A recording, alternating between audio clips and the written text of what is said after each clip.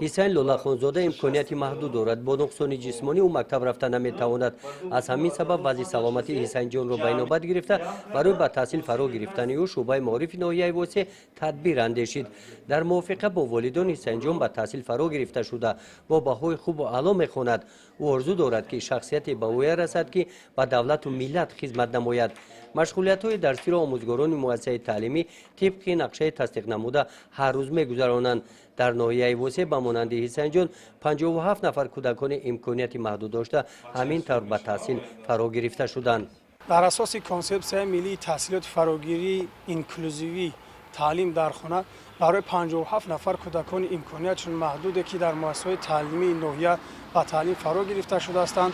در دوام هفته برای خوانندگان صنف‌های از 1 تا صنف 4 8 ساعت، برای خوانندگان صنف 5 6 9 ساعت و برای خوانندگان صنف 7 8 9 10 ساعت جدا کرده شده است و همه آنها در زیر نظارت دائمی هستند و با آنها آموزگاران سر وقت درسشان را می‌گذرانند.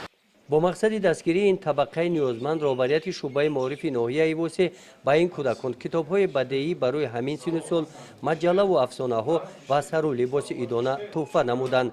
برای دستگیری‌های همیشگی والدان کودکان به حکومت مملکت منتداری خود را بیان کردند. گزارش خوجا نظریف خدای نظر ظهوروف از ناحیه ایواسه برای برنامه اطلاعاتی نوید.